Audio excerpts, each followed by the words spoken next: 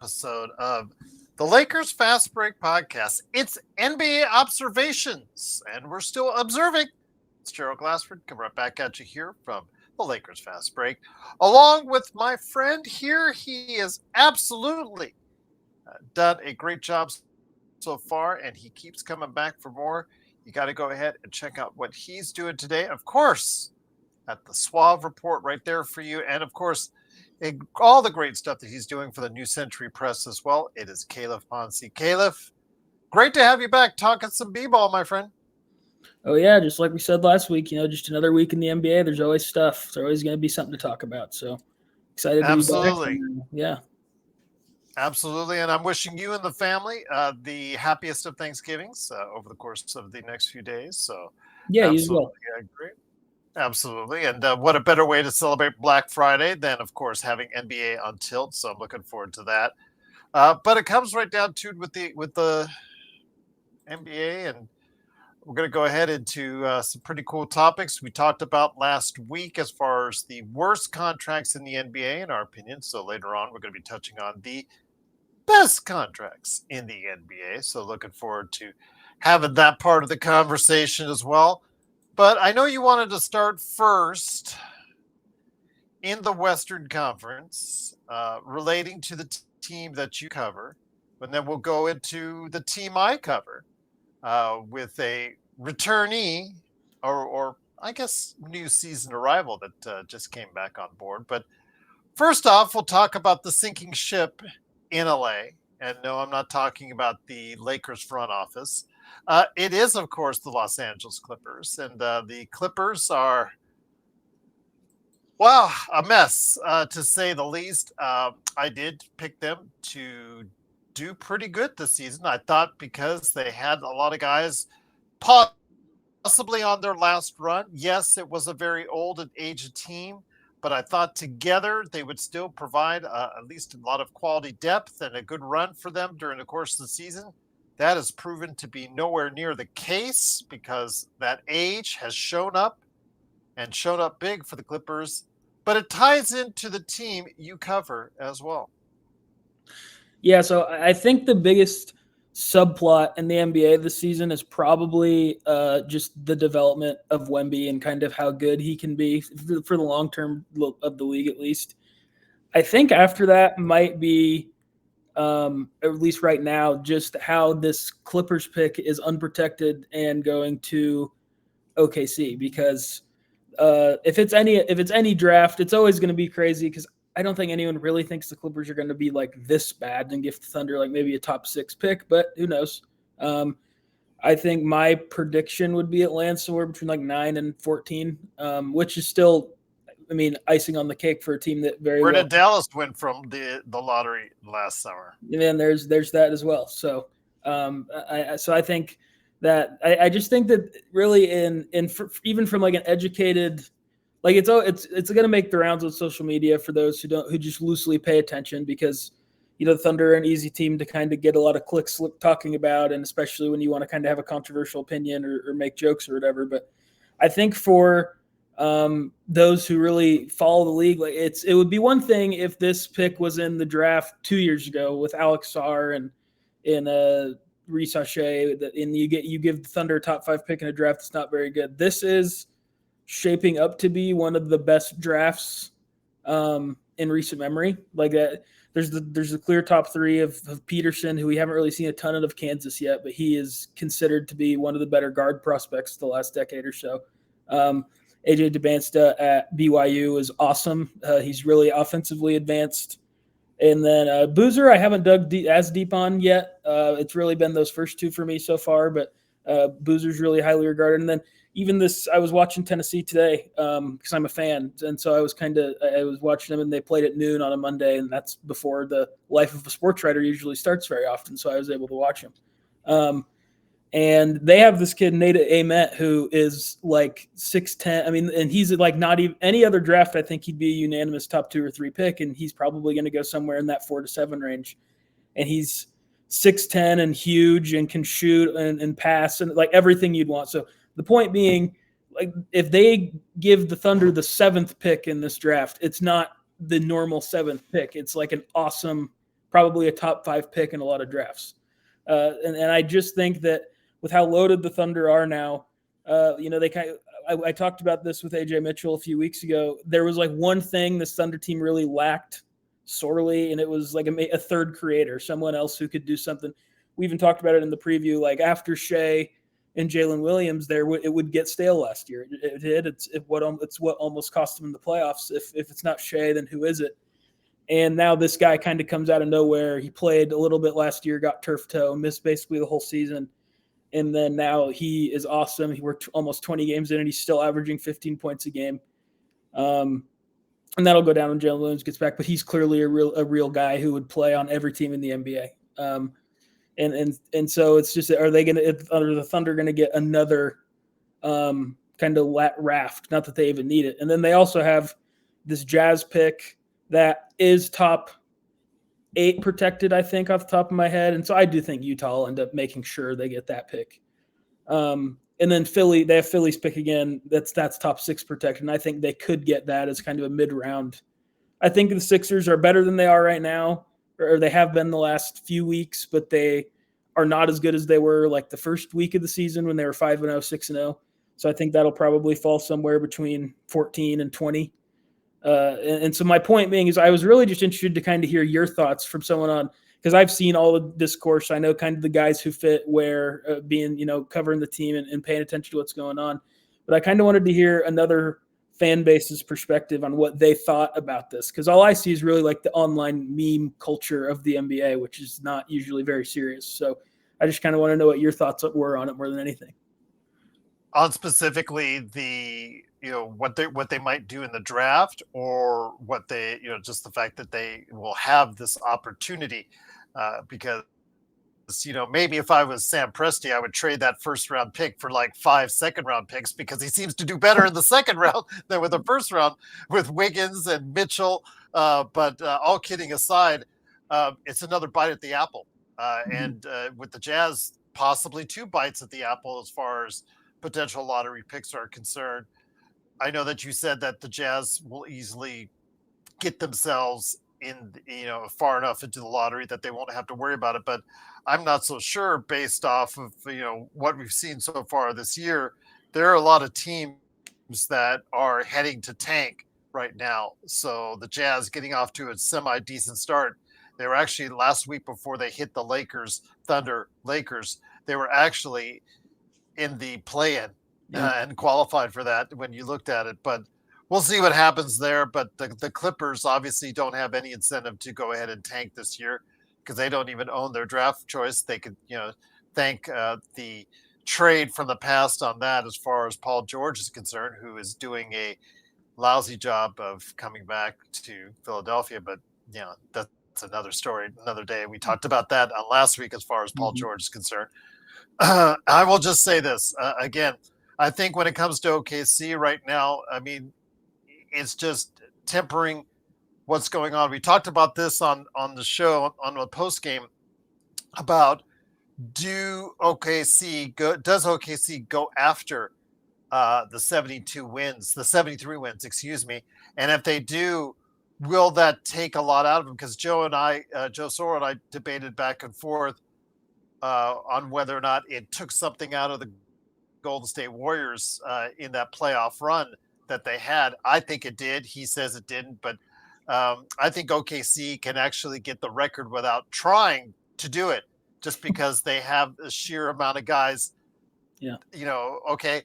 So SGA sits out with hangnail for 2 weeks. Okay, AJ Mitchell steps in, and he'll just go ahead and explode for 22, 23 a game.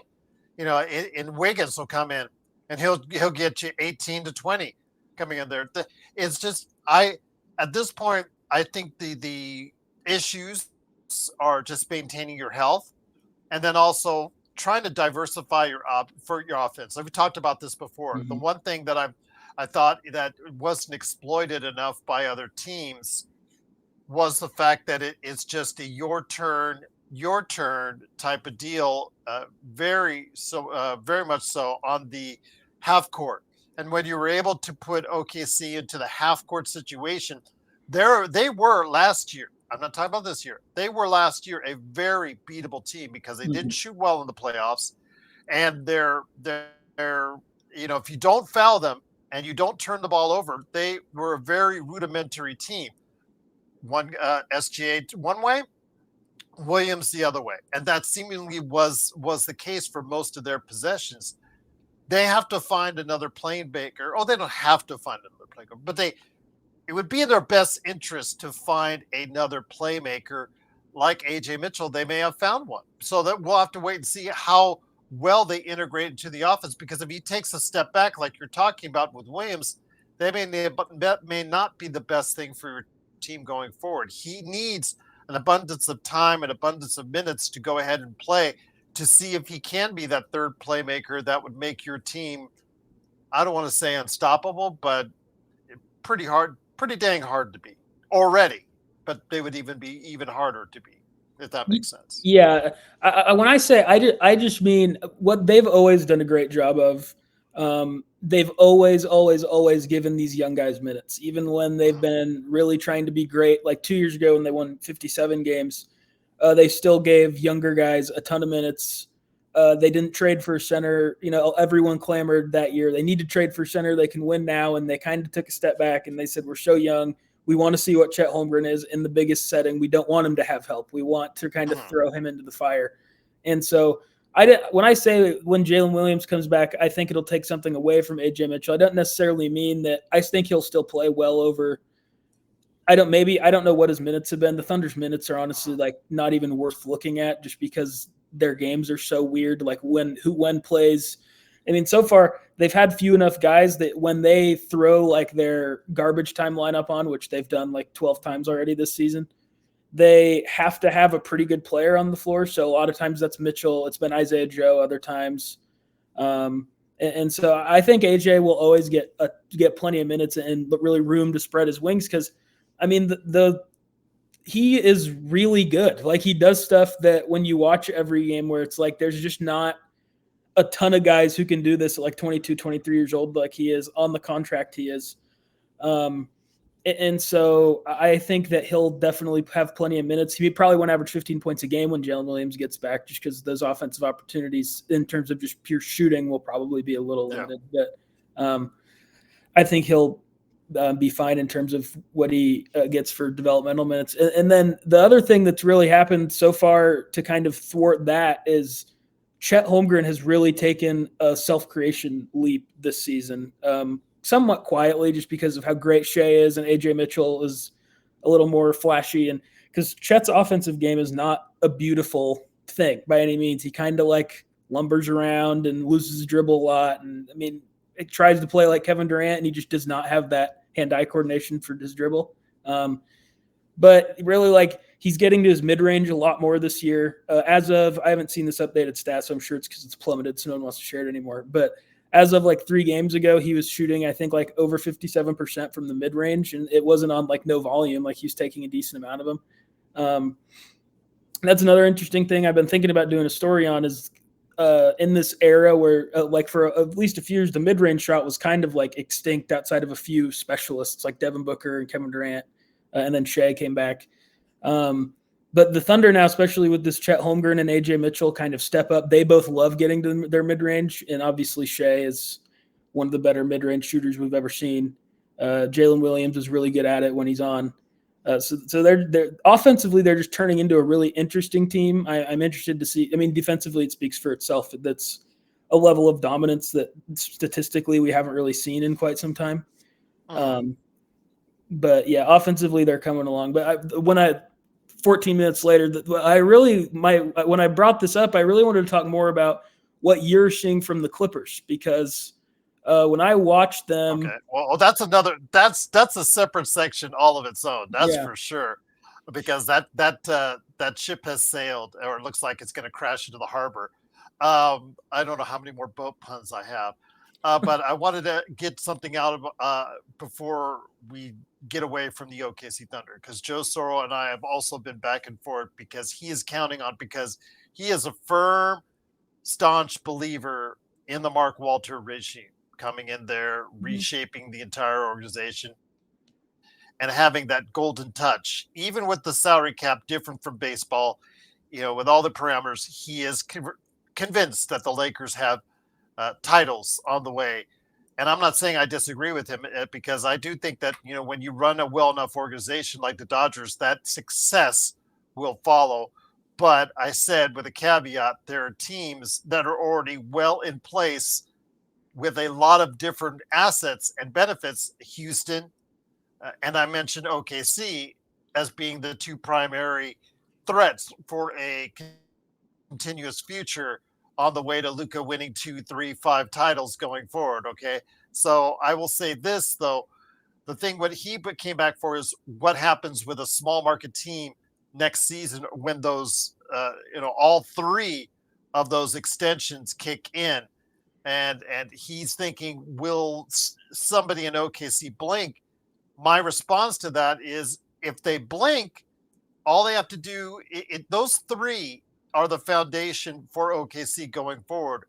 What is built around them is going to continue to change regardless. The Hartensteins, the Dorts, the Carusos, those guys are going to be shuffled in and out with people brought in through the draft or trade with the myriad of assets that OKC has. That's the problems. It's not an easy fix. So even if, the Bennett's get a little, uneasy about what they're having to pay those three guys, it doesn't matter because the way that Presti has been drafting and acquiring talent and signing talent so far has a track record this decade of being, for the most part, very successful, and will leave OKC going forward as a viable contender to LA and the rest of the NBA going forward, to at least through this decade.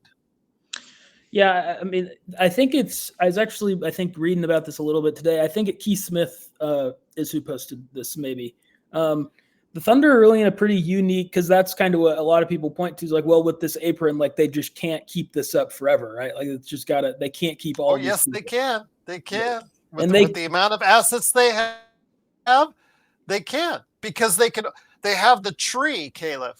They have the big tree and the foundation.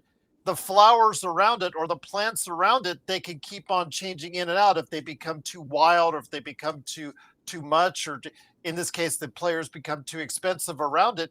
You have the ability to go ahead and find assets around them that will still work in place. Yeah, and that's kind of the thing. Is like they on roster, they already have Nikola Topic, who's obviously dealing with a pretty unique and scary situation there with having testicular cancer. Yes. We don't know when he's going to be back. But then they also drafted Thomas Sorber 15th this year, who is a pretty well-regarded prospect. And the history of Presti just suggests that one of those two guys is going to end up being better than everybody thinks. That's just that's just what the data suggests with his drafting in the top half of the first round at this point. And then, that's really why I think that's why I wanted to talk about this, because we've seen the lottery is just crazy now. Like, crazy stuff happens. And I don't think the Clippers are going to be one of the 5 or 4 or 6 worst records. I think the Clippers will most likely be somewhere around 10 or 11.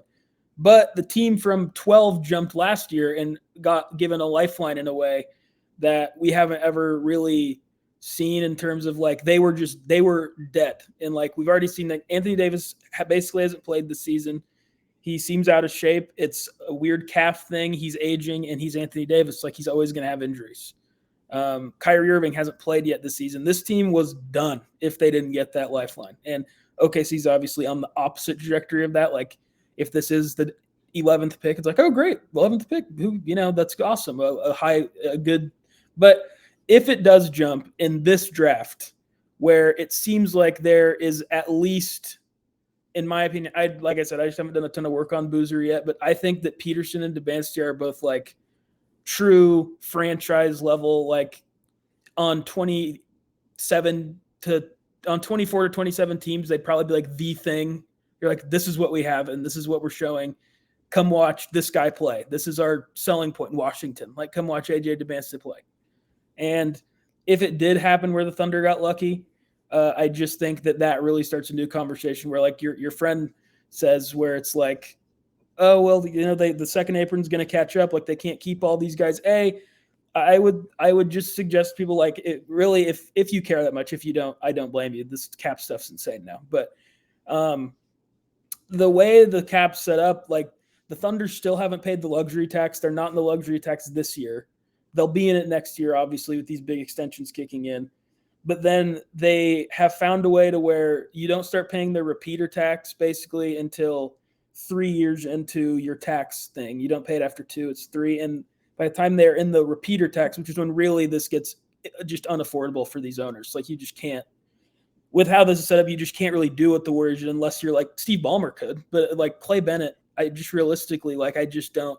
I mean, I don't know. I think he basically makes his money from the Thunder now at this stage of his career. And like, I just don't think that he can bankroll like this crazy, like 75 cents or like, $50, 75 cents on the cent or $75 on the dollar when you get deep enough into this repeater tax.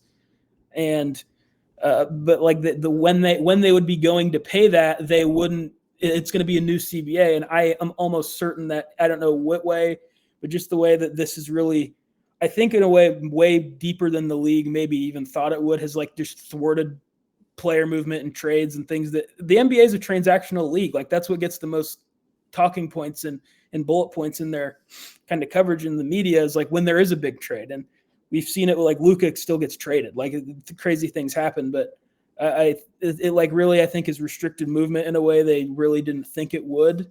And I think they'll probably have a really different thing. And who knows, maybe they way lessen those restrictions and aprons. And then by the time the Thunder really, this bill does come crazy due in like 2028, 2029, they can maybe move around it, or the CBA. We know what the CBA is. And it's like, if they can just pay a ton for like 2 years, they can get out of it in 2 years. We just don't know. And so to those who think that like they just are going to kind of get got by the second apron, there's your perspective where it's like they have all these assets. They have great contracts signed for the long term. Like they're just not in a position where, like, I can't come up with a team off the top of my head for some reason, but Well, once they find an asset like a Wiggins or like mm-hmm. like an AJ Mitchell, that late first rounder, second rounder, undrafted, once they see and identify someone that they see long term has got something that they can really contribute, they make sure to get that second contract in there at a very, very low rate. And these guys early on, their second rounders especially, they're like, okay, well, I was picked 55 in the case of Wiggins. Absolutely, I'll take that. You're offering me a 4-year guaranteed deal for $6 million. Absolutely. Same thing with AJ Mitchell. Oh wow, I was a second rounder. You're offering me a 4-year guaranteed for six. Those are the deals. If Sam Presti keeps finding them and signing them to, those are the deals that are gonna make or break your future for quite some time. Yeah, the first one that's going to get, and it does get interesting this offseason. Like Hartenstein has a team option, and it's a big number. But this year really in the app, we'll see when Jalen Williams gets back. But he's become really, really, really important to what they do in a way that when they signed him, like I watched, like it's like they need someone to rebound and do the basic things like that Chet Holmgren just wasn't really ready for at that point. But he's really ascended to a level where they really need to try to find a way to keep him. And he's just rightfully going to want a lot of money. He's really good and would be, starter on a lot of, I think over half of the teams at center probably. And so if he goes to this open market, he'd make a lot of money. And so I wouldn't blame him, but he's going to be the first one that's interesting. And then Crusoe's under contract for kind of a long time for a player that I just think could age. I think when his athleticism goes, he could age really quickly and be hard to move. And Presti does not. He's always proactive, not reactive. That's why he's such a great GM. So we'll see what happens on that front, because he's also become just super important, especially in the playoffs we saw last year. And I think that's going to be the same this year. But yeah, just a quick comment on the Clippers. I know we don't want to have a whole segment on them, but they just. Oh no, don't worry. As a Lakers fan, I love talking smack on the Clips because Clip's gonna clip.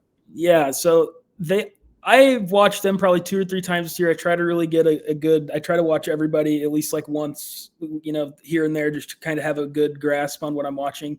And I just don't I didn't watch them when Kawhi came back yesterday. They did lose. I don't know. They lost by like 15. But I was just watching. I have a couple of close friends, of course, who even from high school in Iowa, who just happen to be Thunder fans.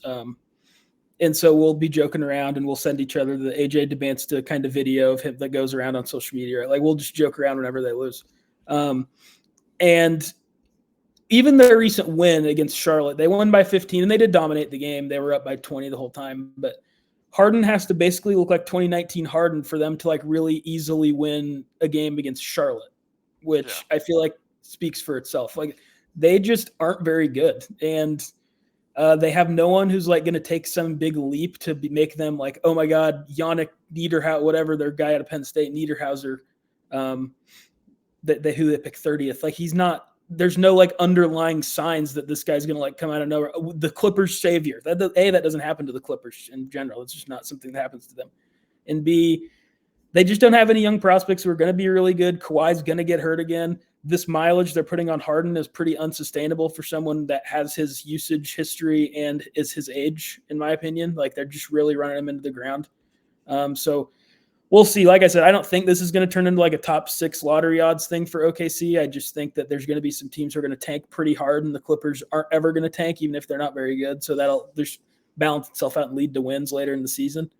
But this team isn't very good. And the thing that I don't know what next year's draft is like. Obviously, that's not even the main concern with the Thunder. They're awesome. They could break the wins record, like you said. It's just kind of in the back of the mind, and it's kind of funny with the Clippers because they're the Clippers.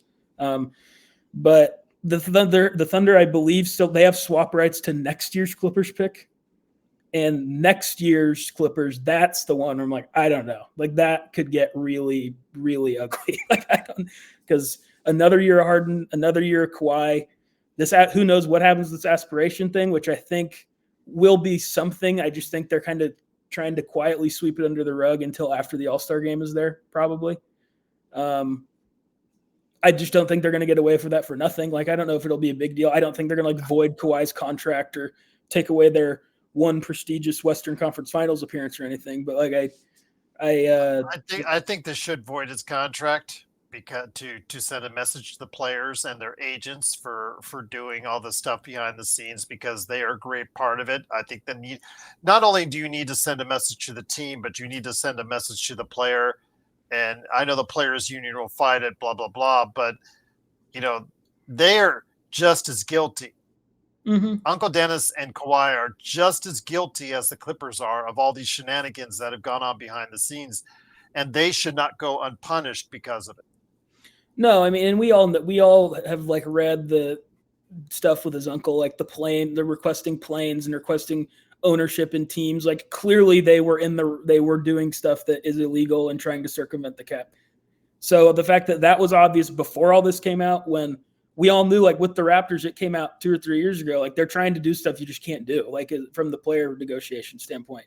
And then when this came out, I just think it's all really coincidental. I think it definitely happened, is my gut. Like I don't think this is some conspiracy like the Clippers are going to try and tell everyone it is. And I agree with you. Like I think, especially as a fan of a small market team, like I don't want, like, these opportunities just aren't available in Oklahoma City, right? Like you just can't really come be like. So I definitely think the higher the punishment, the better within reason. Like I agree.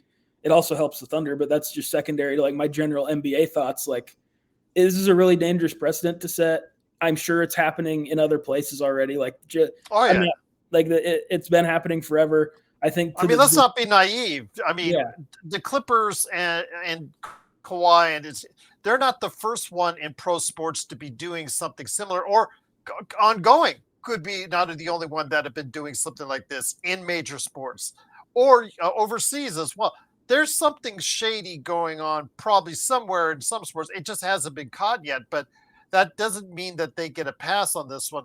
And I'm very worried that the NBA, because of their relationship with Ballmer, will give him a pass. That is of great concern to me, or a little light slap on the wrist. I understand monetarily they can only take so much away. It's like a nominal fee. It's like something that, I guess Steve Ballmer would have probably in the, the center panel of his car.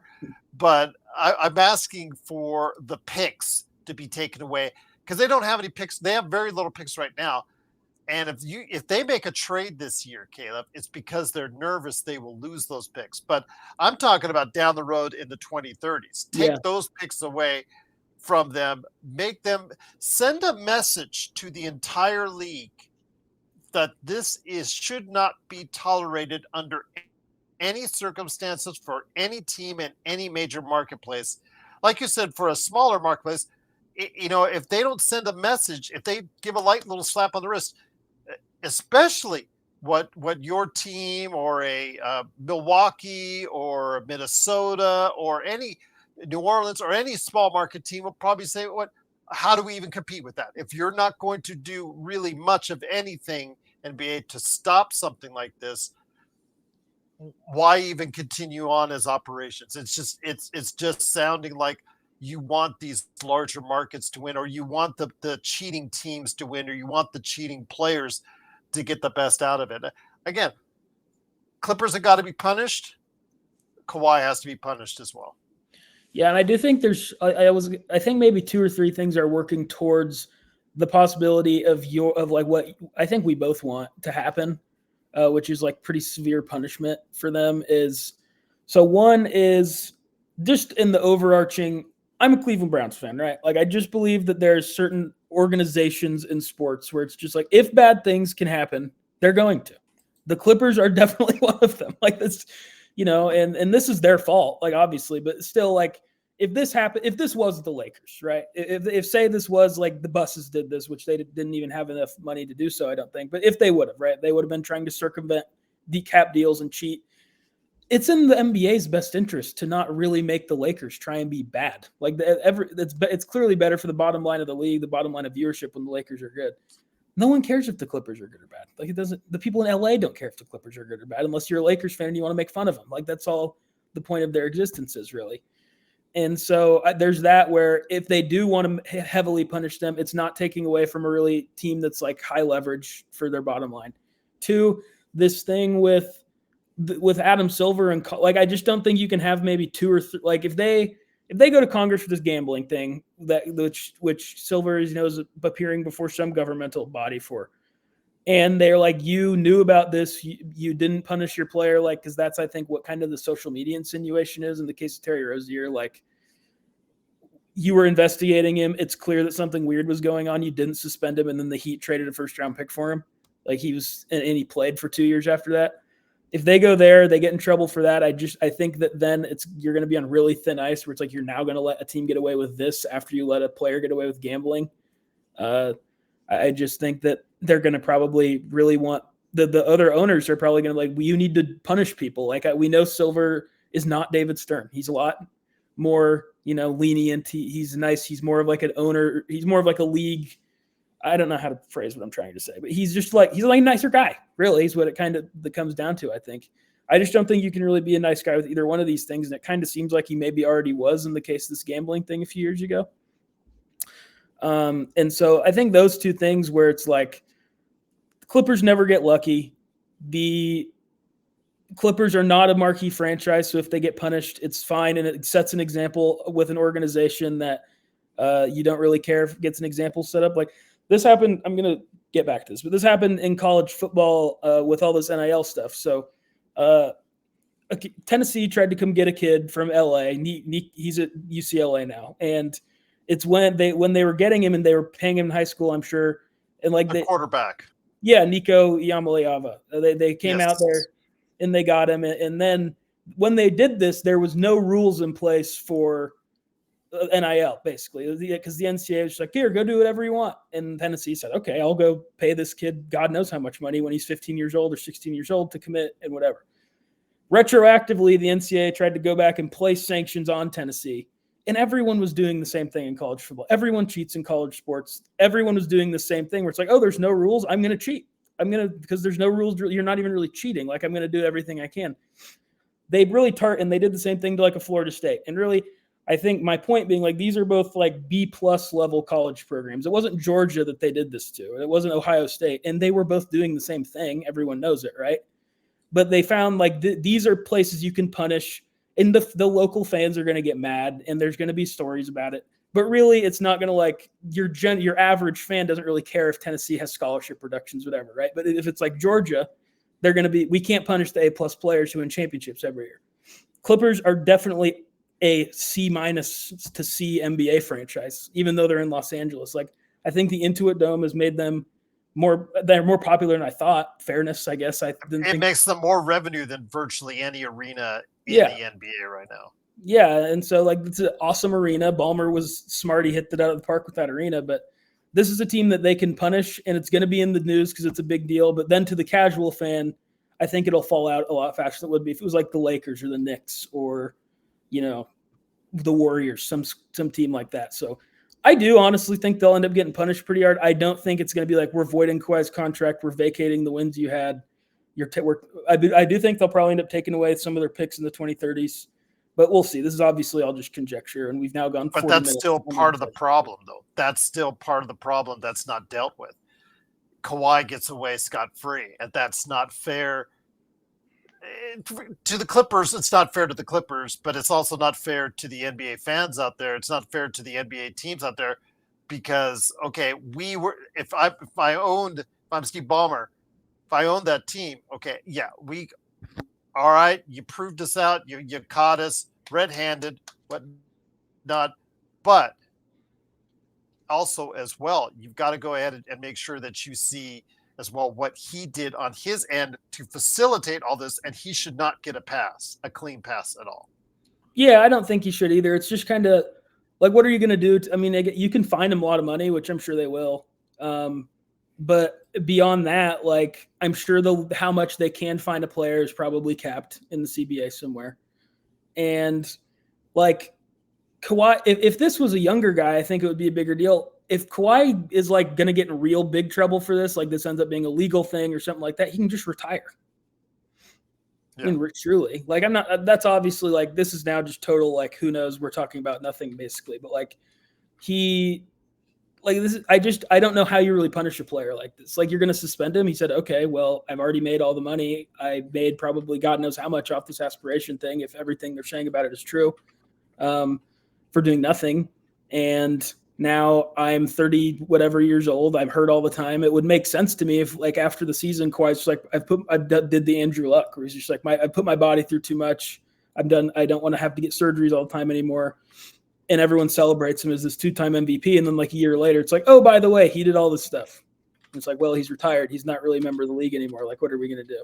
That like something like that wouldn't shock me at all. But I just don't know what they can really do to Kawhi that's legitimate. Like they'll find him, I'm sure, and they'll suspend him maybe a season or something. And if all that, then that's like the worst case scenario of if they find everything to be true and there's evidence and all this. But I think that I just think that there's always players who are going to try and do stuff. Like, who knows? Like, this is total speculation. Like, Jalen Brunson took a lot less money to stay with the Knicks. I'm sure there was some promise from James Dolan, who's involved in all these places. Like, we can get you some extra money somewhere else, man. Like, it's just human nature. Like, these players become somewhat friendly with the owners. The owners want to help their players. They both want to help the team. Here's this, here's this. I'm sure this happens all the time, right? This Kawhi one is obviously really dramatic because he didn't do anything, and it was basically a shell company that was out of business way before it went out of business because seemingly the Clippers were funding it to maybe pay Kawhi through a third party. But I don't know. It's weird. I do think there's been some like fan talk that like they're just, it's not going to be anything. I think that'll be something. I just think they're trying to get to the All-Star game. Again, I would just feel really, I will go off on a rant, maybe on this show, maybe probably both of my live shows and this show. If Kawhi and Uncle Dennis don't get some kind of reprimand from it, whether or not they want to avoid the contract and incur any lawsuits from the players union, et cetera, that's up to them. But there's got to be some kind of reprimand for both the team and the player, because the paper trail, the text trail, the message trail goes to both of them, goes through both of them. It wasn't just Pablo Torre finding out. It was actually also as well USA Today with Sam Amick. There were other individuals, The Athletic, involved as well. All these entities finding out all these little parts of the pieces of the puzzle in it. And while there's no actual 100% smoking gun, it's there, it's clear, it's circumstantial enough. And Adam Silver, as a lawyer by trade, should understand that this looks bad for the league. And just because we swept it under the rug with NBA action for the past couple of months doesn't mean that it should be forgotten about, because it will rear its ugly head once again if you try to ignore it. And just like the betting thing, if you try to ignore it, it's going to come right back on you as a league. Yeah, my question is, I basically just like, what do you really want them to? What do you want them to do to Kawhi? Because I just kind of don't know. I would void the contract. That's the only thing that hurts him right now, is voiding the contract and not being able to play in the league for 1 year. Yeah, so kind of That's like the a year, only thing.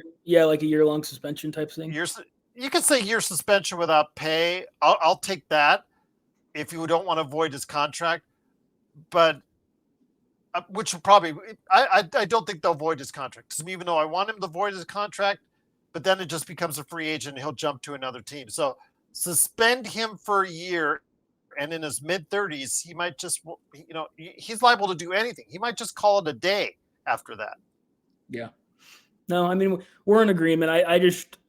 It's kind of hard for them to do anything to Kawhi through my lens, where I mean, if they do just like suspend him for the year, then that's kind of what I think they can do. And that's about it. Cause I just don't know. Maybe they can it's just kind of, I feel like hard to find a player like that, where it's like, we don't really know outside of his game salary. Like it's not like they can really find, like they could find Ballmer, God knows how much. I mean, like that he has so much money, and I'm sure it's capped, but like we know that he has money to like pay a fine. Like Kawhi, like beyond his, it's not as if it's probably uncommon for NBA players, like beyond, like they need their game checks because they've spent all their money on other stuff. Like I'm sure this happens like it does with any rich people, right? But like, I just think it's like hard to find him a lot. I think suspending him is basically the only thing they could do, and maybe they will. And I would be in favor of that too, if they do find that, everything that has been reported ends up being true. Well, we'll see. Again, we'll see if the Clippers are going to continue to clip. Right now, they are still struggling in the Western Conference. Right now, if the playoffs started today or play-in started today, they wouldn't even be a part of that. So we'll see. I mean, you are getting some signs of life. You do have Kawhi back in the lineup. Zubats against Cleveland really had a monster game. Starting to get back to what he was last season. He's averaging 17 and 12. Then you have, like you said, with Harden, he had a 55-point game in Charlotte. So I'm not going to count out the Clippers. I think that they still could maybe reach 500 on the season and be one of those teams that with a late surge, like watch out for the Clippers, stuff like that. But their season, as far as the championship heights, that I think has left out the door. Brook Lopez looks like a shell of himself, and yeah, it's at this point. You know what? A good punishment by Adam Silver would be to send them back to San Diego and become the San Diego Clippers once again. There you go. Yeah, that might be wouldn't bother me. I don't think it would. Certainly wouldn't bother the people of LA, as far as I can tell. Would it bother the people of San Diego? That's something I would want to ask them. I mean, hey, instead of the G League team being there, the San Diego Clippers, how'd you like the old team back there, the San Diego Clippers? Well, we'll take your football team, but you can have the Clippers back. Thank you. Exactly. Yeah. But my friend, again, great conversation. Again, probably one of the most monumental trades in NBA history, the Paul George trade. That is still having the ramifications of it today. But before we get into the best contracts in the NBA, you wanted to talk a little bit about your observations of LeBron James. Again, I've said on the show, he did have comments that he was have his baby lungs instead of his grown man lungs because he's just trying to get back into the speed of things. I do think that despite what you say out there, he's obviously still struggling with this shot. His passing is still at a high level. He does increase the pace for the Lakers. If he gets the ball anywhere near half court, he's going on a fast break, which is really good to try and get transition points for the team.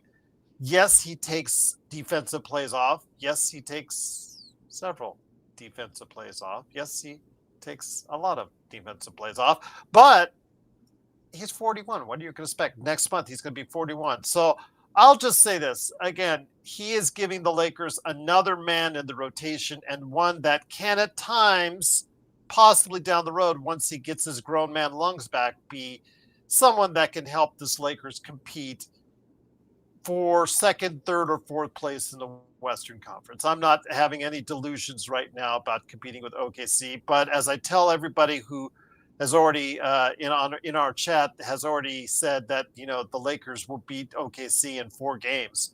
That I trust me, we quelch that when possible. We tell people to get serious, and I don't know if they're trolling or not half the time, because when they say it, they don't smirk or anything like that. They just type it up there, and some people actually believe it. Some people have, when I call them out, they actually believe that's the case, and that they can compete on that level right now as is. Again, I just think that right now he makes the team a much more competitive team, but it's still a long ways to go. Injuries can happen for the Lakers. Injuries can happen for OKC or Houston or Denver. You're already seeing it on Denver. So again, it's too early to tell as far as what the long-term effects are. But so far, again, he's coming in, making contribution, and the Lakers, even though they tried hard not to last night in Utah, they're still winning games. Yeah, I mean, I didn't even really have a ton to add on this. I just kind of wanted to know your thoughts about or kind of you on behalf of the Lakers fans' thoughts, like kind of how are you feeling about his fit into this team that was doing really well before he got back? And like He's fitting in. He's fitting in. He's not trying to dominate or say, "Hey, I'm LeBron. I've got to show." I was surprised because I thought he would just commandeer a little bit more than he is. He is playing a little bit passive at times. He is acquiescing to both Luka and AR, which I think right now is a good thing until he can get back up to speed. But then again, at 40, almost 41, who knows what his full speed is right now? I don't know. I haven't seen it yet. Yeah, my concern with the Lakers team is not offense. I mean, offensively, he's going to fit. They have 2 supercomputer brain NBA players on the same team with him and Luka. Like, that's not a bad thing. Like, they're going to figure out how to be a really good offensive team. Him being back really, like, him, Reeves, Luka, and Ayton all are like, LeBron can turn it on defensively still from time to time, obviously, when he really wants to. We saw that last year. Like, when he wanted to be a really good defender, he still can be. But I just kind of have from afar like a concern of, I just think him being back, and not that you can't, like, he's awesome and you obviously bring him back. This is just kind of a cap on this particular Lakers team, I think. But the defensive thing with like what he does and what this team defense is going to look like come the playoffs, when like teams are going to target Reeves and Luka defensively. It's just how it works. It's the price you pay for having an offensive superstar in the modern NBA. Like, it's the deal, right? So kind of just, what are your thoughts on this team's kind of defensive upside come when you play a great offensive team like a Nuggets or an OKC or even Houston so far has been really good offensively? Well, the fact that they're in the top 15 right now in defensive efficiency just blows me away. Absolutely, just blows me away.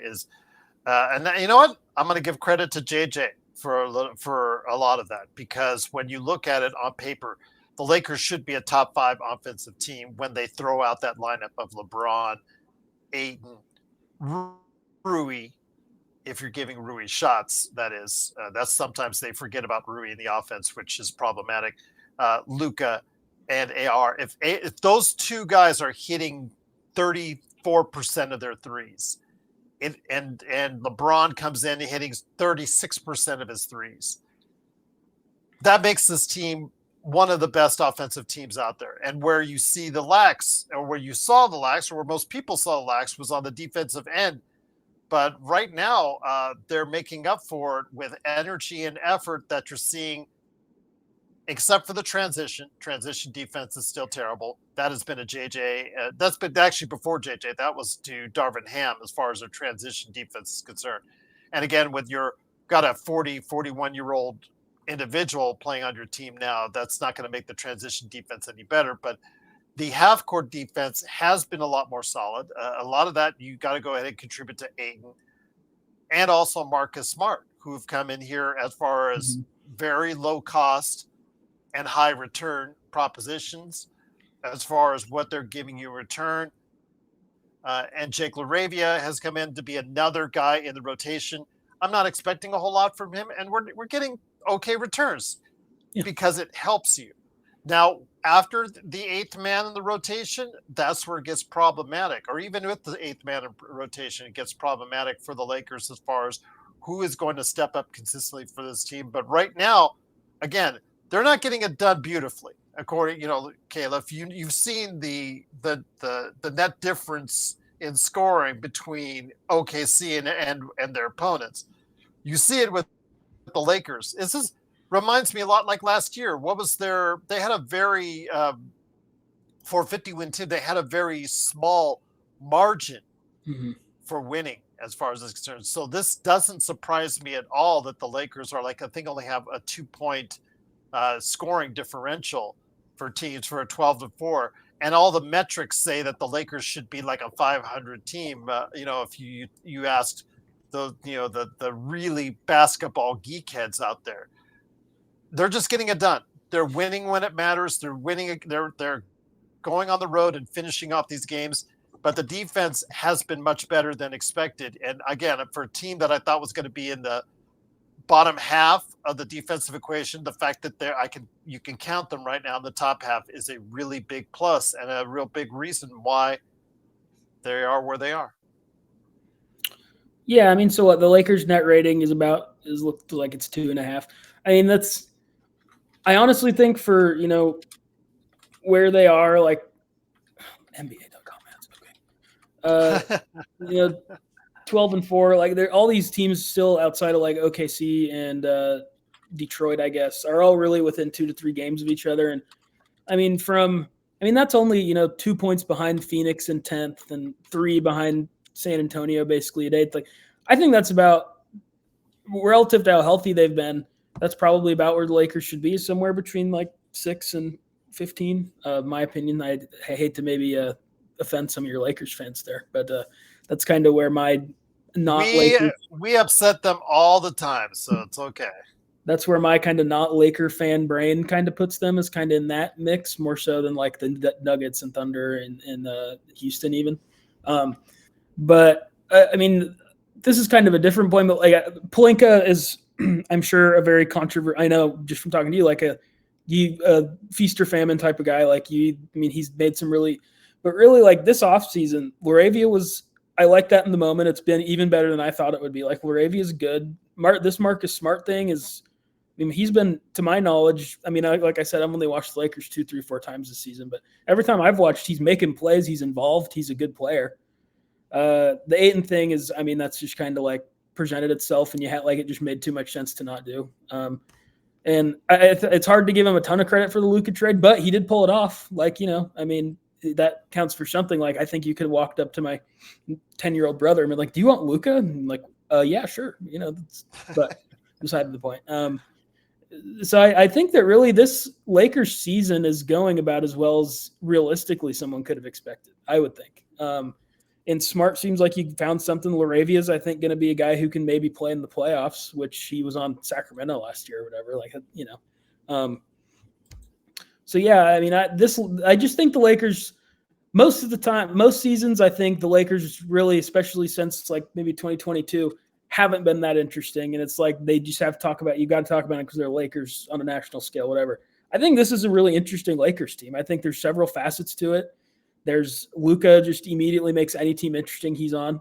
This LeBron preseason subplot was really interesting to me. And now that he's seemingly kind of whatever he said, he's like, it's hard to win now and for the future. It's like, well, they're pretty good now, man. Like, I don't know where you think you're going to get traded and they're going to be better.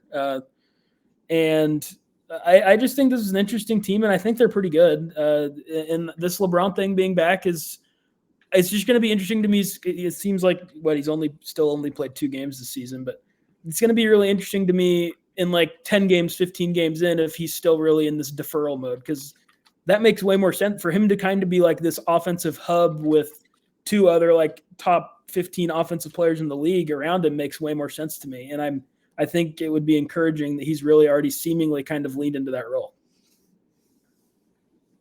We'll see what happens, my friend. But again, I don't want to put too much on LeBron. And again, a lot of some of our fan base has already anointed the Lakers as the 2026 NBA champions, hoisting up the Larry O'Brien Trophy. And I'd say, slow down, slow down.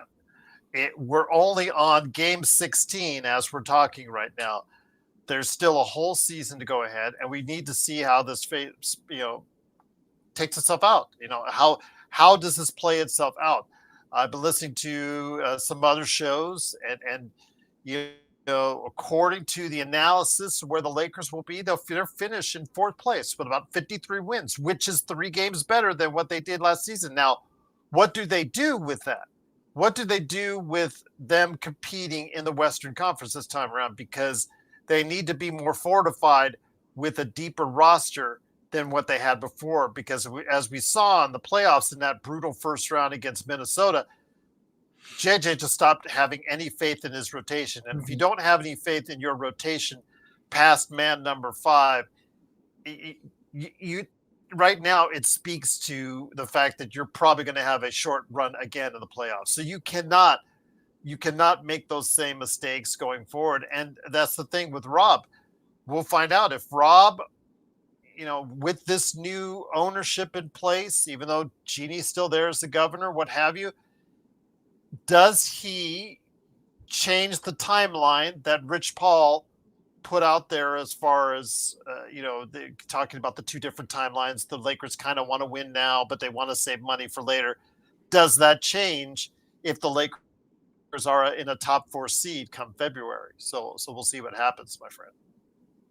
Yeah, like I said, I just think they're, just from afar, I just think they're really interesting. I don't really see the path for them to really compete with OKC or Denver this season, personally, barring a trade, which is always possible. The Lakers, as we saw last season. But they're good. Like I think they'll win around this year, which obviously was not the case last year. I just think that for any team that really is in that 3 through 6 range, it's just pretty unfortunate. The second round is you're going to have to either play OKC or Denver, most likely. And that even includes Houston, who I think is kind of alone in this third tier. I think OKC is probably the best team, and it's by itself. And then I think maybe like not very far behind that, because I think Denver's really good. And we saw last year it happened in the playoffs. They very easily could have beat OKC. I think they're next. And then I think maybe like another half tier down is Houston. And then after that, I think you can go where you want to go. But I think Lakers are closer to Houston than to the 5 seed, in my opinion. But whatever, it doesn't matter. So I think the Lakers are interesting. They intrigue me, and I just kind of wanted to get your thoughts on this whole LeBron deal so far, because I just think he's only played 2 games, so really there hasn't been a ton to discuss yet. But you really can't make too much out of it until he gets to the point where you could say to yourself, now that's 40-year-old something left in the tank LeBron. I mean, the 11 points and 12 assists he had in that first game was really quite energizing to see how he was able to distribute the ball so easily and how he found a niche. And he felt like he didn't have to score because he has Austin and Luka there. That's a great thing. And also as far as Ayton and then Rui as well, he could be more of a distributor and a playmaker, which is something, again, I know a lot of people have talked about, well, you don't need 3 playmakers out there in the floor. Really?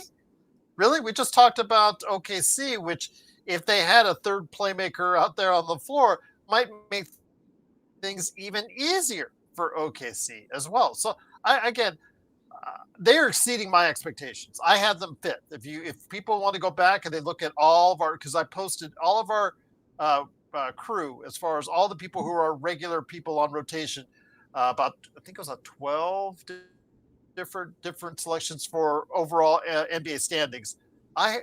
Nobody really had them above 4th place in the Western Conference among all of us. So they are exceeding my expectations, and I hope it continues. But again, it's all going to be based on health. It's early in the season, so I don't want to jump to any real big conclusions as of yet regarding LeBron or anything else on the Lakers as of yet until I see more of what is going on with this team. Yeah, going back and looking at mine, I had them fifth as well, so we were aligned on that point. But yeah. So I was just interested to see kind of what you thought of this LeBron fit so far, and that was really all I had in mind with the Lakers.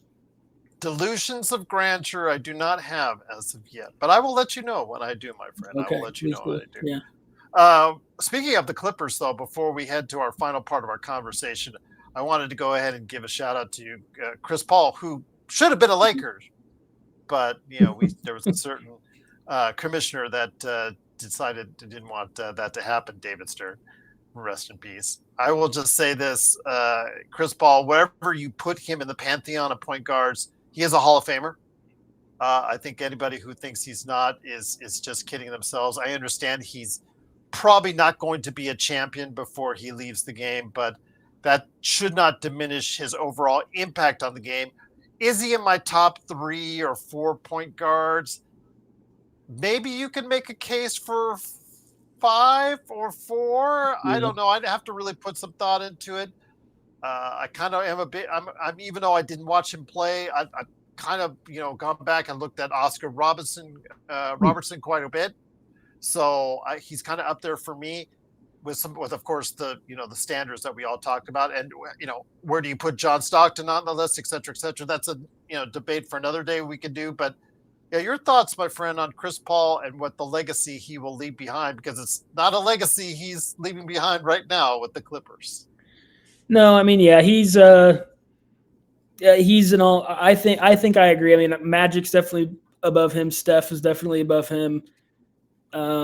Isaiah Thomas is probably above him, I would think. But I think the list, if you want to put him somewhere, starts after that. But that isn't what we're doing. Obviously, it doesn't matter. But he is someone I always really enjoyed. I always, I'm only 5'8". It helps. It's great to see another small guy do great every once in a while. And he was one of the best players in the league for 13 to 15 years consecutively.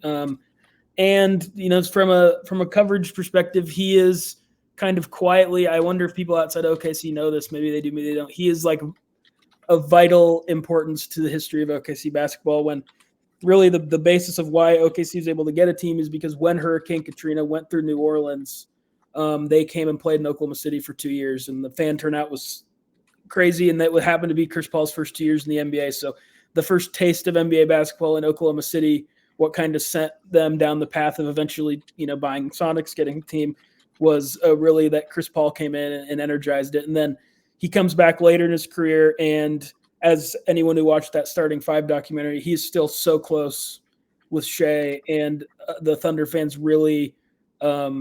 He was always kind of a rival because of the him versus Westbrook was always kind of an interesting ideological conversation, I think, of how you thought about basketball. But then when he got there, they got traded for each other, funny enough. But when he finally got there, he really had left a lasting impact on Shea, on Lou Dort. Lou Dort talking about Adam, the guy I work with at Suave Report, asked him this question, like, what did Chris Paul mean to you in your 1 year? And Lou Dort was like, I didn't really ever watch film. Chris Paul bought me an iPad so I could watch film.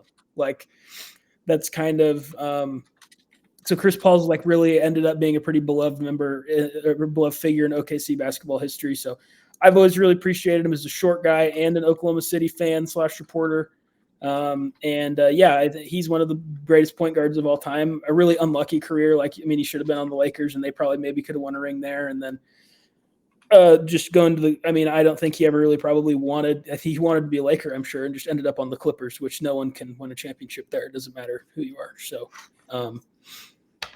a great all-time player. Enjoyed. I kind of wish the Thunder would maybe trade like Ousmane Dieng and a second-round pick for him so he could come win a championship and be back on the team. But probably unlikely. Best wishes to you, Chris Paul, if you end up seeing this podcast here, because I always really appreciated you. So, yeah. That could be a possibility. Just for Sam Presti to kind of sweep the only real mistake that he's made. Well, Poku I really like Poku. I really wanted Poku to work. I think you've heard me say that before, but It was fun. It was a fun time. I still think he's gifted. I still think he has it. If he'd ever focused in on bulking up 20 pounds and finding a shot that he could shoot 36 to 38% from three, then it would have been a different story. But need not digress on that. But Dieng, yeah, the fact that you traded 3 first-round picks, still have a ton more, and the guy you picked after him was the old guy that was the star player. Is the hilarious part of all this. But to see him traded for Chris Paul, that would be a good story. That would be a good way. It's a fun kind of fan trade that doesn't really make any sense for the Thunder to actually do, because I do think they'll trade Jang just because Presti kind of I actually think he couldn't trade Poku, so he just cut Poku, if I remember right, and he ended up going to Hornets. But whatever. He has this. He's playing in Europe, I think, at this point. EuroLeague or whatever Greek league he was in, champion last year. All Thundermen were champions last year, whether it was here or overseas. So, I do think, just as a little, we definitely don't need to get into this, but I do think Jang will probably get traded at the deadline, just because Presti has a history of, if he's not, the Thunder do not let people get to restricted free agency ever. Even going back to James Harden, they just never, ever, ever, for better or worse, they never let it happen. Guys do not get to restricted free agency. So I would think Jang, they'll either probably waive him and maybe bring in an older, or maybe they won't. I don't know. Who knows? This team's obviously different than any they've had in the past. But whenever I watch Jang, I don't think Jang's awful, to be completely honest. I think that if he were to go to like a Utah or a Charlotte, just has been kind of like a feeder team for OKC. When we're sick of guys, they send them to Charlotte a lot of the time. But I do think that someone should trade like a second-round pick for him that's like protected or something. I mean, he's a talented guy who, last night he got in against the Blazers and he's making like off the dribble threes. He won G League Finals MVP, which isn't a lot, but that's probably the second or third best professional league in the world. Like, he's clearly a player. So I think someone should maybe throw their hat in the ring on Ousmane Dieng. A segment I did not request, but here we are. Here we are indeed. So before we head on out, he probably doesn't qualify as one of the best contracts in the league, though. But you do have a list of players you think do possess some of the best contracts in the league. So who you got, my friend, is the best value savings right now in the NBA? Okay, looking through, I have Alperen Şengün at number 1. And when they gave him this contract, it was last year before the season. I was still in college at Oklahoma State. My advisor was one-time Lakers reporter Brett Dawson. He was there, so we talked about the NBA all the time. Shout out to Brett. He's in Lexington now. I think he's a sports editor at a paper there for his alma mater, Kentucky. But we're talking about this. One of my best friends who goes to college there still is a Rockets fan. He's from Houston. And so there's 4 of us who'd always talk about the NBA, and the other 2 were panning this deal, because I panned the Jalen Green deal because I've always hated Jalen Green as a basketball player. I see why, like, those guys, but those guys, to me, there's just so many of those guys, and so often they don't work. Hyper athletic, talented scorers who don't really have much interest in doing anything else. Şengün always had kind of a weird feel to me. I never really knew what to think, but now he's clearly ascended to one of the 15 to 17 best or better players in the league. He's awesome. And in 2029 and 2030, he has a $39 million player option. And that's going to be at a time when he's probably going to be an All-NBA guy at least once in that time frame. And that year, Shea, who's obviously in a different plane, but going to also be All-NBA, is making $70 million. So to be getting an All-NBA player in 4 or 5 years for less than $40 million is just crazy, great value. He's really ascended this year. I would argue he's been their best player over Kevin Durant this season. And so he is currently the 50th, number 50 on Basketball Reference, their contracts, number 50, just behind another pretty decent value contract right now in Jalen Brunson. Yeah. And so I think Şengün at sub 40% or sub $40 million is awesome. And I don't think, looking at it, Jalen Johnson is probably going to be my next guy. After I'll let you pick next. If you pick him, you pick him. But he was the only other one I kind of maybe threw in this mix. But I think Şengün at less than $40 million is who I think the best contract in the league is right now, just because he's so good and getting better every single season. I can't argue with that. He's playing incredible ball right now for a Houston team that's right there in the mix at the top of the West, or near the top of the West, I should say. That's second, third, fourth with the Lakers and Denver. So yeah, we'll see how that goes. San Antonio, can't forget them. Phoenix, who we got to have a conversation about in one of these days. Mm-hmm. And then also as well, Minnesota as well. I've got Denny Avdia in Portland, yep. Who's on the books this year for $14 million, 13 in 2026, and 11 million. No options on that. 11. It's a de-escalating contract. It goes down every year for the next 3 years, which is absolutely insane for a guy that's absolutely carrying Portland right now on his back. Obviously, Washington is absolutely just kicking themselves in the forehead for giving this guy up in a trade for a bag of chips or whatever that they trade him for. As absolutely, Denny Avdia has become a really great player. I don't know if he's still a number one on a really, really good team. That's still yet to be determined, but my God, he's making his case for it, isn't he? Yeah, I mean, I think he'll end up being a pretty interesting number two on a really good team if he ever is able to find himself in that situation. But I mean, I thought about that one. I just went with Şengün and then Johnson over him, just because I think those are two like franchise guys who could be all NBA and could be, theoretically, they're still young enough where I think they could be the best player on a really, really good team. It's hard to say championship team in this era with, the Thunder and then the Spurs whenever they come of age, and Luka's in the league and guys like that. But I think on really, really good teams, and I just am not there with Avdia. Like they played the Thunder and Portland played last night, and Portland is OKC's only loss, but in that game earlier in the season, Avdia was horrible in that game, and he was horrible again last night. And so I just think that having a bad game against OKC is nothing to scoff at. He's a top 25 to 30 player in the league, which is insane based off of where he was when he was on the Wizards. But I just don't think he's ever going to be one of those guys who's truly in this like tier of potential franchise, like winnable playoff round guys. I just don't think he is. I think he's above though the 122nd rank that he is as far as his contract is concerned. Just definitely. So it just depends how you look at it. Like I was looking at it more like, is there any guys who are on affordable deals who can maybe like swing multiple playoff rounds? And that's one way to look at it. Or like the best in pure value contract right now probably is Denny Avdia. Like their bang for their buck on Denny Avdia is probably the best. But I think the bang they're getting is still like probably a mid-tier or maybe high-level second best player on a really good team. And I think Şengün and Jalen Johnson, who I'll get to here next, are potential. I mean, we're seeing it with both of them. Like they're the best players on teams that are playing really well right now. So I'll have a few role players. Not that Avdia's a role player anymore; he's great. But I'll kind of go down lower into that tier here after this next one. But that's a good one. I thought about him for up here, but he was probably going to be third on mine. So yeah. But next for me is, like I said, Jalen Johnson. He's at a flat rate of exactly $30 million a season until 2029, 2030, no options. And we're seeing him every year.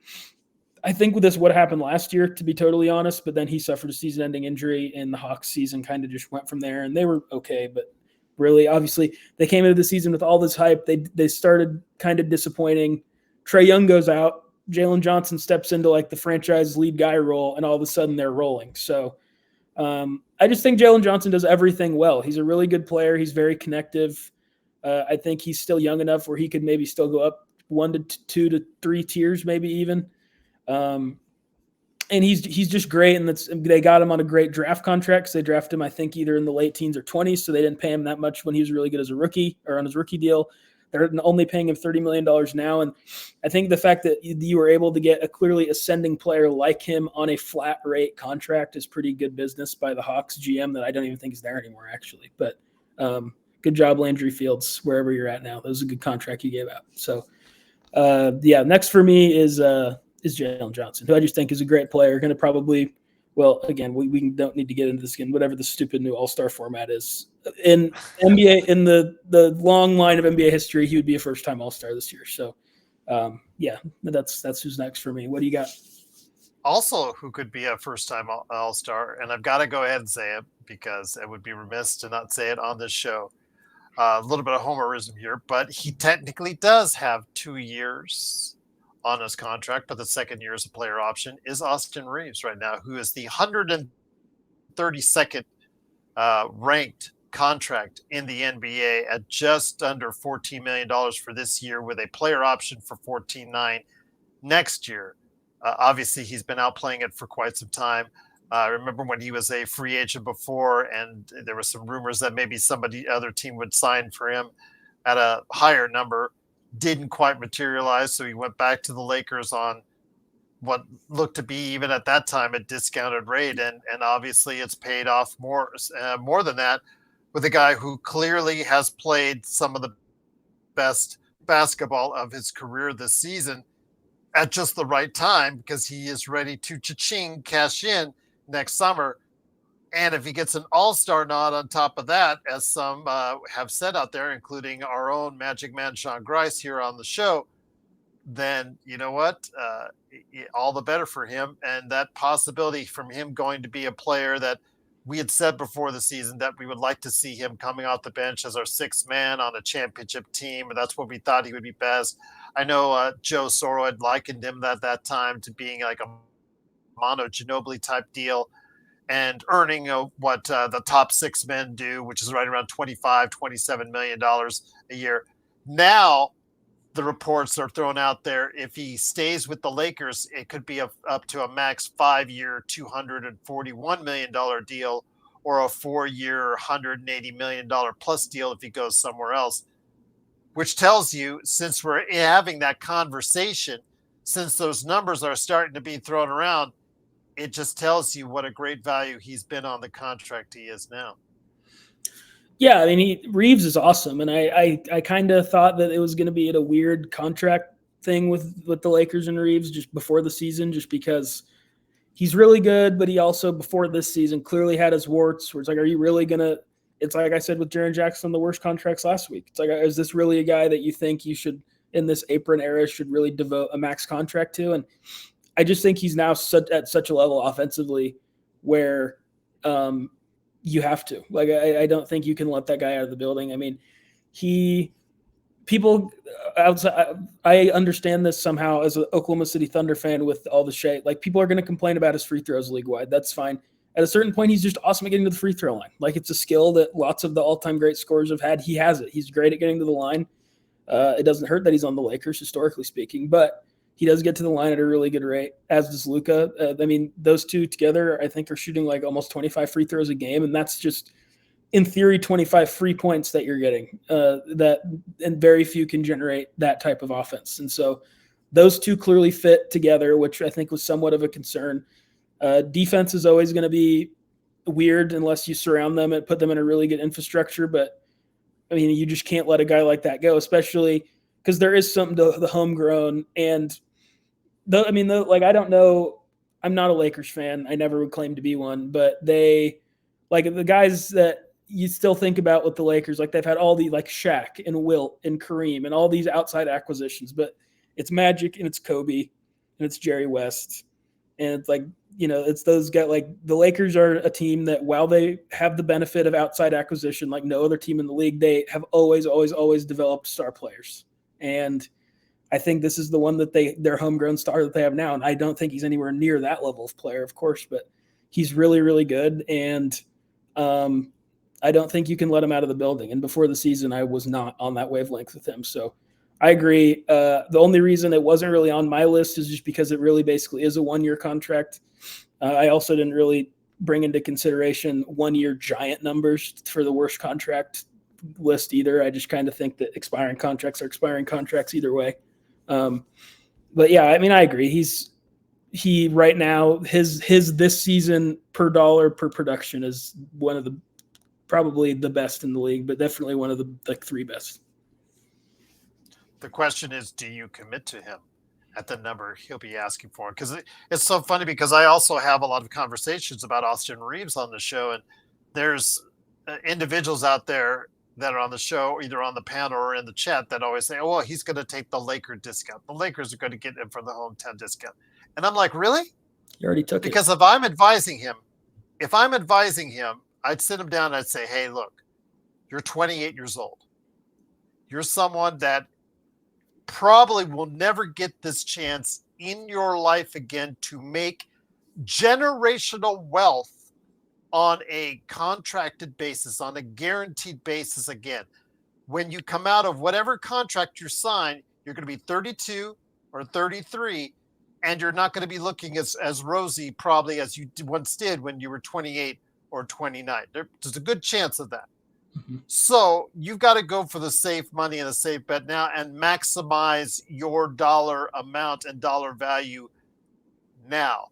Now, if that's the case and the Lakers get smell any, whiff of that, the question is, should they commit on it? I mean, it's not, to me, it's so much of a no-brainer as everybody thinks it is, because the fact that, like you said, there's certain things, fundamental things, that when you have a Luka Austin backcourt, you also set yourself up with as far as on the defensive end and whatnot. So with that being said, I mean, they're very great too. They work together so well. They seem to get along with each other so well. I've seen them after games and whatnot. They just rip on each other constantly. It seems like a great relationship with those two. That's all well and good, but is this going to be the backcourt of your future for the next 4 or 5 years? That's what you have to ask yourself and understand. If that's the case, you're going to have to commit a lot of money to it. But if I'm his agent, Caleb, I want top dollar, either from the Lakers or someone else, because if he is an all-star this year, he is asking for either close to or max money, both in the open market and or for the Lakers. It's just that simple. Again, if he sustains this type of offensive production going forward. Yeah, I mean, to speak to Laker, he already took the Laker discount. Like, you've had him at a crazy number for 3 years now, and that was a crazy contract when it happened. Like, that was like, he was clearly good already at that point. We didn't know he was this, obviously, but I mean, he was clearly a player who was at that point young, ascending, and a good player, and he signed on that crazy, below $15 million a year deal. So yeah, I think that you do. I think you do commit to him. I just think that, especially because obviously the goal, especially with a franchise like the Lakers, how can we win and compete for championships? That's our goal. It's always been the goal. And with a player like Luka, the blueprint is there for him to kind of go with a really high defensive liability, but super high level individual offensive creator with Kyrie Irving. He just did that a couple years ago. And so I don't see any reason why Austin Reeves can't be as good as Dallas Kyrie Irving has been. Like, I don't see why that isn't a possible reality. And so, I mean, the key move for the Lakers is just going to be, can they kind of maneuver this cap situation in a way where they can maybe maintain his bird rights at a lower level, bring some other guys in, and then up him and just order it in a weird way so that they can maybe bring some guys in and that make more sense around. Because I still think LeBron probably won't be on the team next year unless he's going to take a discount. And I just think that's going to be a ton of cap space opening up. I don't think Ayton is a particularly winning basketball player, to be completely frank. I just think defensively you need a higher level of center than he is on the defensive end. And so I think that if you can build the infrastructure around Luka and Austin Reeves, there's a blueprint for those two to work together because of that Kyrie Luka thing. So I do think you re-up him. I think keeping homegrown guys is the best feeling in sports. And I'm sure the Lakers fans love Reeves, and they should. He's great, and he's homegrown, and he was undrafted, and now his undrafted circumstances may have been weird where he said, no, Pistons, I want to go to the Lakers. Please don't draft me. But, he is a great player who's homegrown, undrafted. I mean, I know that, it would be hard for the fan side of me for the Thunder to see Lou Dort go. And because he's homegrown and he's undrafted, and Austin Reeves is a lot better player individually than Lou Dort is. So I think you have to bring him back, and I think you pay him what he wants. And I do think that'll be the max because he already gave you his Laker discount, and that's Yeah. probably apron wise played into a lot of the reason why getting Luka was possible because you were able to package multiple guys. And if he would have been making, I think, the salary that everyone thought he was worthy of then, which was probably about what the next guy I'll get to is making now, and Josh Giddey about 25 million, then I think that move might not have been possible. Abram, I don't know that. I haven't checked that, but that makes sense in my brain. So yeah, I think you have to bring him back. He's great. He makes sense with Luka. There's a blueprint for their success, and it's just about what you put around him.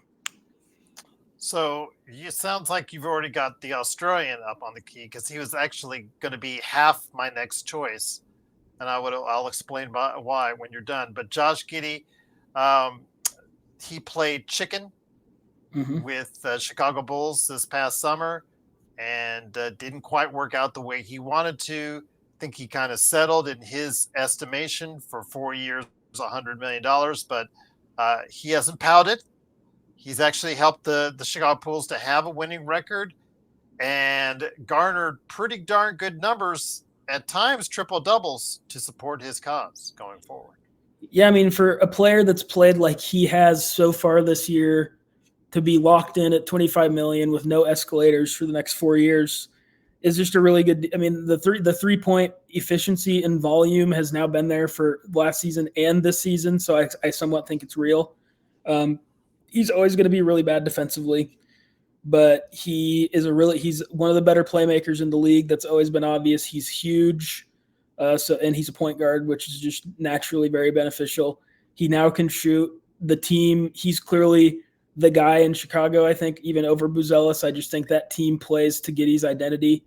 And I don't really have a ton to say on him. I just think he's clearly really good, and he's probably like a low-level all-star player. And to have a low-level all-star player at $25 million a year for the next 4 years is a great contract. And that's kind of all there is to it. I mean, we're seeing other guys kind of like that get like upwards of, I mean, historically they've gotten way more until these aprons, obviously. Like before the aprons, Giddey probably would be on like a max in Chicago right now because he was a lottery pick, so they have to give him the max. It's just the rules. But he's just really good, and I'm interested to hear what your other half is, because he's a really good player who I think you can be a good regular season team with when they are fully developed around him here in a few years. I think they have the infrastructure of a team that makes sense with him and Kobe White and Buzelis.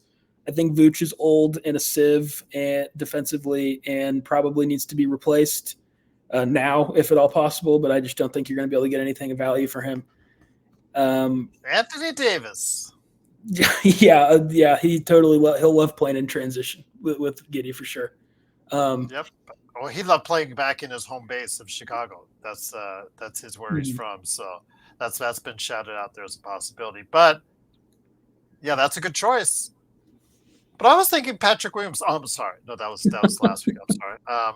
Actually, I know it's an expiring contract, but Kobe White, you mentioned him already, but the fact he's on a $12 million contract, and for a guy that came back after injury and is lighting it up for 20 plus a game, he gives a very unique dynamic, whether you start him or coming off the bench.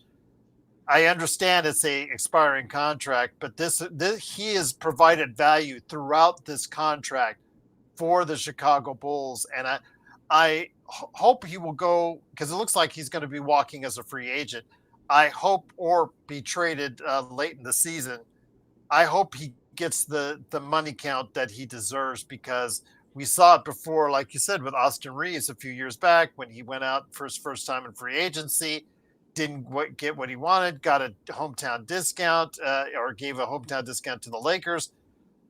I'm hoping it goes better for Kobe White. The fact that there might be 6 to 8 teams with significant cap space might allow him to find that opportunity, because right now there's not that many really good free agents that I see on the horizon.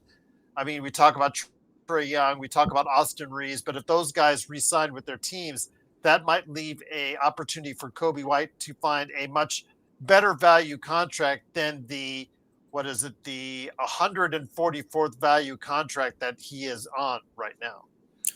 Yeah, I mean, he's at a way lower level, but similar to what I said about Reeves, I just really hope Chicago doesn't let him get out the door. Like, he is a good player who clearly fits alongside Josh Giddey as kind of like an off-ball guard who can have the ball when need be.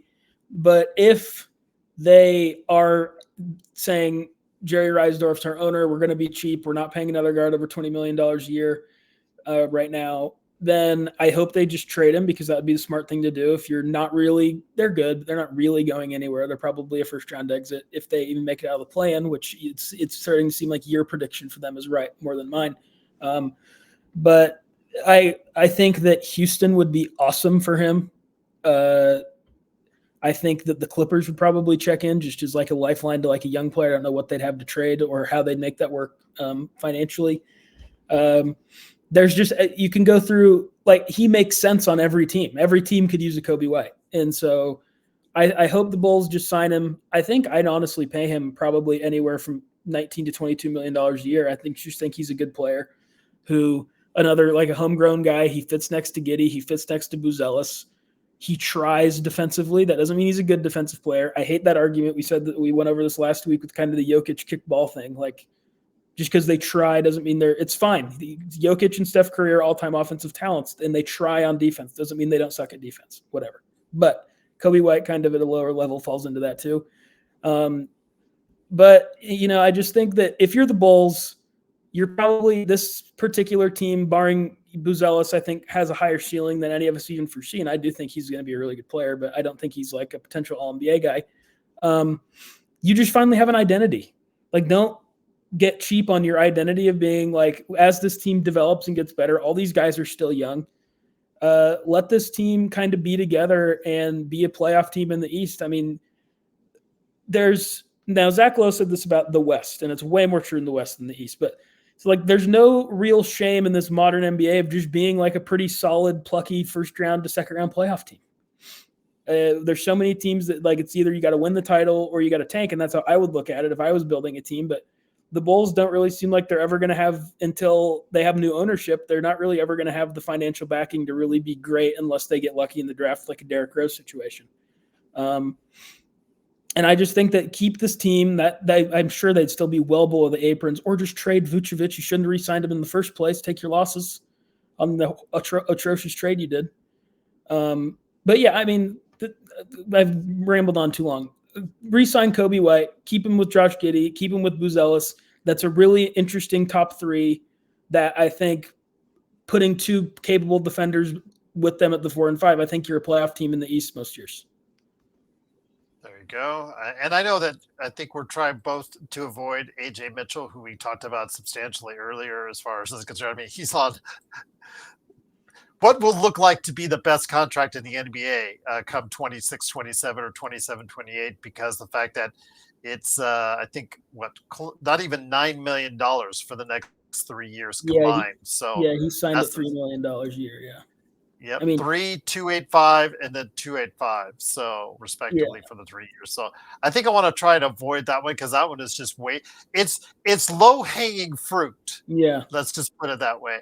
But the one I want to ask you about is Victor Krejci out of Atlanta right now. Your thoughts on him? He is actually signed for 3 years, 2-3, 2-6, and then 3 flat. That's a team option. He has been something of interest as far as in Atlanta. I mean, he's averaging 11 points right now, but he's had some games where he's done a lot of impressing to a lot of people as far as what he's shooting. He's averaging, like I said, almost 11 points a game, shooting 50% from 3 as a gunner, as a guy who comes in off the bench as a 6'8" gunner. Again, the defense is a little soft, but what he's doing right now for what he's making, pretty darn good value there coming off the bench. Yeah, I mean, the Thunder actually drafted him a few years back. Okay, let me get my screen back here. Thunder actually drafted him. And I always say Vic. It's Vit Krejci. I think it's Krejci. If we want to get really technical, I think it's technically Vit. He's like Vitor, but it's yeah, without the or. Yeah, yes. I Vit. think Vit Krejci. I yeah, he's good. He's interesting, and he can play. And when you're getting a guy for that rate who can play, um, that speaks for itself. I'm glad you kind of threw that tier guy in because I just hadn't thought of it, and I'm going to add someone to my list from it here next. But uh, he's good, and he can shoot, and he's a good shooter, and he's going to be streaky, and he's probably never going to be great defensively. But I know, I mean, I watched him in OKC. I kind of think I like generally understand what he is, and when they drafted him, um, I remember because Presti will do these, will just go off the board sometimes. And like he did this last year in the first round, he did this with Dylan Jones. Just he traded 5 second-round picks to trade up and get Dylan Jones. And it was like, I didn't know if he was going to get drafted. And then they picked him 24th, and he's bad. And now he's on the Rip City remix. But so it doesn't always work. And Krejci was kind of one of those guys. I remember Sam Vecini like didn't have him in his top 100 draft prospects, and the Thunder drafted him. I want to say like 41st or something, right around there, 37th maybe. And he didn't work in OKC, but he's turned into he's a good player, and he helps the Hawks, and on a team that we'll see one of these weeks if we want to maybe do like a Trae Young trade podcast type of deal, but they could end up needing ball handlers, and he can handle the ball and he can shoot, and he's big, and having a big shooters who can handle the ball is never a bad thing. So that is my Vit Krejci stance. And having the 358th value contract in the league doesn't hurt either. So yeah, so that what that reminded me of when I went down here and looked when you said that what his salary was Ryan Rollins on the Bucks, who they just signed. He is genuinely, I think, like very good for conducive to winning basketball. He started for them. He's on my fantasy basketball team, and every week he has a great game. And for the next, they signed him to an extension for the next 3 years. He is making $4 million. And that's just a great deal. He's really helpful to winning. He's pretty good, and he plays both sides. And when you're a team like the Bucks, the one way to maybe get better or extend that Giannis window is to get guys like this, get like your version of AJ Mitchell or Lou Dort, like get these guys you can have under contractual control that you kind of snuff out.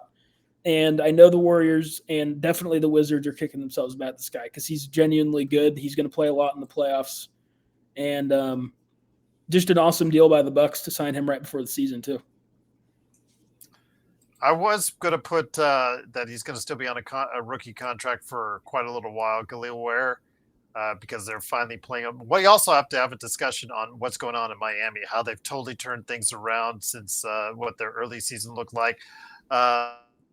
They have completely changed the dynamic of their offense. And when they remember that they have this 7-footer who's athletic, blocks shots, rebounds, and shoots from distance, because sometimes they forget him, and I see them, they play him off the bench.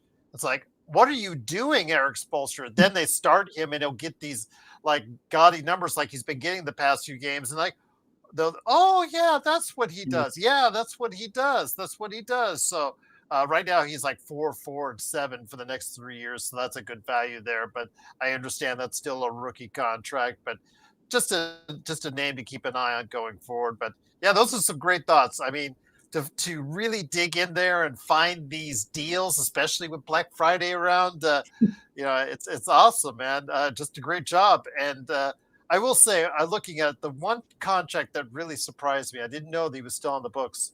Ricky Rubio is still on the books for another 2 seasons in Cleveland. Yeah, I didn't know that either.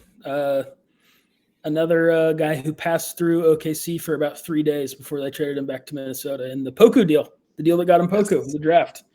Cleveland's still on the hook. It's only 800,000, but 400 the next few years. But yeah, I just like that's like a name from the past, and I know it didn't end as well as it would have liked for him, but just a name from the past that are just like, oh, yeah.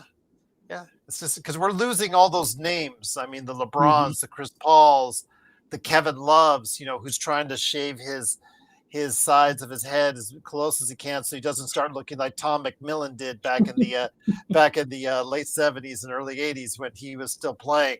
So, okay, I get it. I understand it. So those guys are going to be fading away.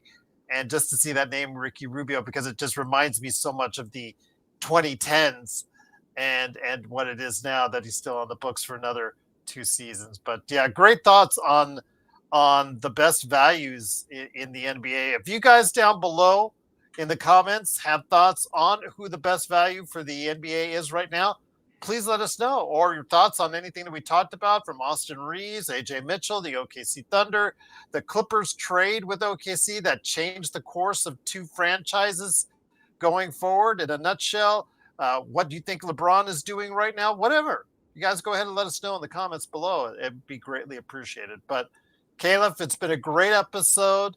Again, I wish you and the family a safe and happy Thanksgiving. But any last thoughts, my friend, before we head on out?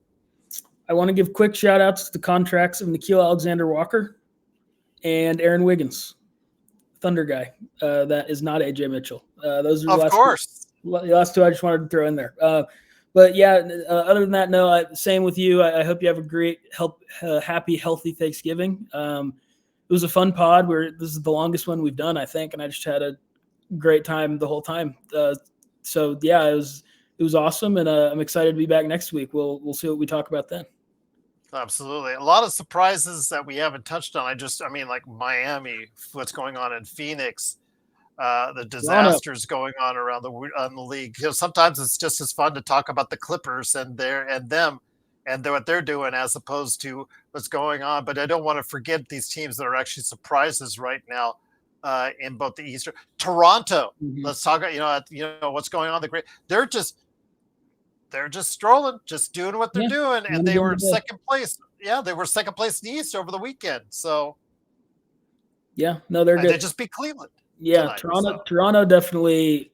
Maybe we can just tell the crowd now. We're talking. We need to talk about Toronto because they're good and they're interesting. They have this bushel of really expensive guys who everyone kind of just had done away with, and now, including me, and now, yeah, they're pretty good. So. Toronto's really interesting, and there's all sorts of great teams, and we'll see. The Thunder, for those who will comment on their record and net rating that we somewhat talked about, and say they've played actually the statistically easiest 18-game schedule in the history of the NBA to start the season, which is true. I will say their schedule is getting a little harder this week. They play Minnesota and then Phoenix, who are both pretty good. Obviously, Minnesota better than Phoenix, and then ideally on Sunday they'll play Portland with some semblance of their team. That would be because last night was just terrible. But yeah. And I know the haters are going to go ahead and go off on OKC because of that easy record to start off with. But even if they had the league's toughest record, their record probably would still be pretty darn good. They would still, I think, be leading the Western Conference, even if they had 2 or 3 losses right now. I think people need to understand that this is a really good team in OKC. Right now, they are deserved to be the favorite right now. But again, as I said with the Lakers, it's a long season and anything can happen, Caleb. Yeah, I mean, I really hope there's not really anyone still arguing after they won 68 games in the championship that they're like not as good as everyone thinks they are. But I'm sure there is. And I just tell those people that you're going to have a pretty unfun like half decade because they're really good. I still don't even think they're at, because this is kind of the like somewhat hot take, I guess I said before the season was I thought they were going to have an even better record because they just had to be better. All their guys are young. The players that are as great as Shea, like they always get better year after year, one way or another. They always find a new wrinkle to add to their game. Shea's passing has been awesome this year. His 3-point shooting has been better, for example. And yeah, I mean, they're awesome. I mean, you can look at their teams and say maybe it's that they're playing an easy schedule, but I would just say to those people to watch that team and tell me that they're not like as good as their record. They're really, really, really, really, really dominant. Yeah, I'm not going to underestimate them. To be quite honest with you, what I've seen, especially the way that they manhandled the Lakers, even with, yes, I understand no LeBron, but and then Golden State the night before, it really made an impression on me. Plus, like you said, they come off the championship run, they gain that experience now. Now there's no longer that experience factor. I know someone tried to go ahead at me as far as, well, Luka should be able to beat this team because he beat this team in a series 2 seasons ago. That was 2 seasons ago. they've gotten more experienced and more talented since then. And as long as they're healthy, they're going to be a viable contender for, like you said, years to come. It just makes too much sense. I wish that wasn't the case because it makes it harder for Luka and the Lakers to win, but you can't deny the obvious if you try to look at things objectively. Yeah, I mean, they're so good, and they're going to be so good for probably a really long time. But we'll see. I don't know. Anything's possible. Great teams have lost before, so Lakers fans, keep your fingers crossed. It's possible. Luka did beat him 2 years ago. We kind of talked about my thoughts on that last week, but yeah, we did. Yeah, we did, and I still hear it this week, and I hear it the next week, and I'll hear it the next week after that. Trust me, I will from our audience. But again, Calif, want to go ahead and thank you so much. Please go ahead and support Calif on all the great stuff that he's doing with the Suave Report. He's got a recent article up there. Also, you want to make sure you want to go ahead and check out him and his work with the New Century Press as well. And of course, if you want to go ahead and reach out to him on the Twitter, it's at Poncy Calif as well. Truly appreciate it, Calif. Thank you for your NBA observations. Hoping everyone out there has some great observations of their own, because we at the Lakers Fast Break podcast do, as we do all week long, Thanksgiving or otherwise, right here for you with some NBA observations. Thanks for watching. Be safe, everyone.